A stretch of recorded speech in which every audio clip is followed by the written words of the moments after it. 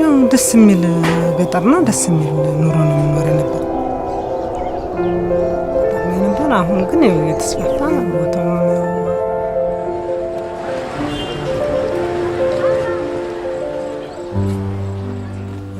ልጄ የሽመቤት የሆነ ነገር አግኝታ ደስተኛ እንድትሆንልኝ እፈልጋለሁ።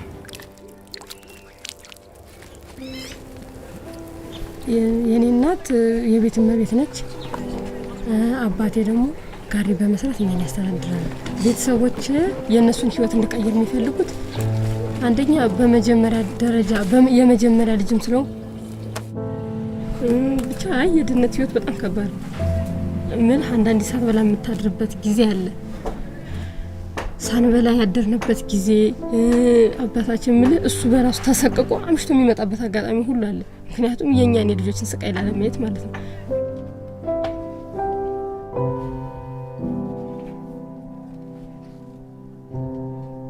The challenging problems of the Bahar Dar city is unemployment, as there are many migrating users to the city.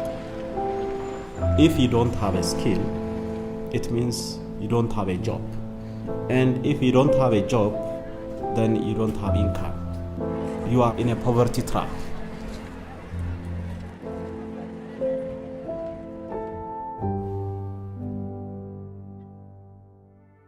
Helvetas is helping users to come out of this poverty trap by providing market demanded skill training and by applying an innovative approach which is called result based financing. ልክ ቦርድ በማይ ሰዓት እንትን በሚል ሰዓት ግን ፈጣሪ ብሎት ይሄንን ስልጠና እንዳገኝ ሆንኩ።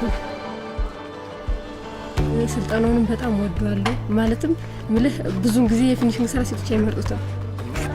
When Helvetas is financing a training provider, they don't get the full payment after the completion of the training. Rather, the training provider has to link these graduates with employment.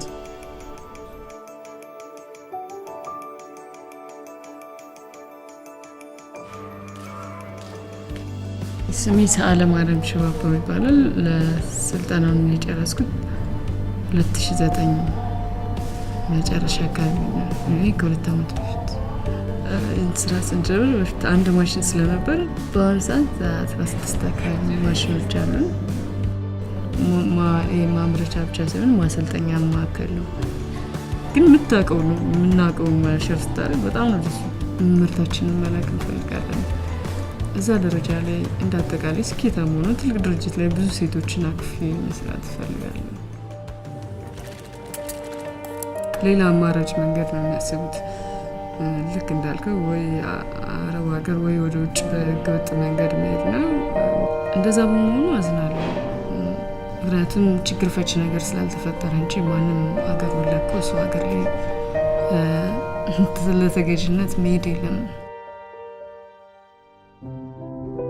ይሄ የስልጠና እድል ያጣሁትን አገኘዋለሁ ብዬ ያላሰብኩትን ህይወቴን በቀና መንገድ እንድጓዝ አድርጎኛል። በስልጠናውም ደግሞ ቆንጆ አይነት እድል እንደከፈተልኝ የህይወቴ ምዕራፍም እንደተከፈተ ማለትም በፊት የነበርኩበትን እንዳላስታውስ አድርጎኛል።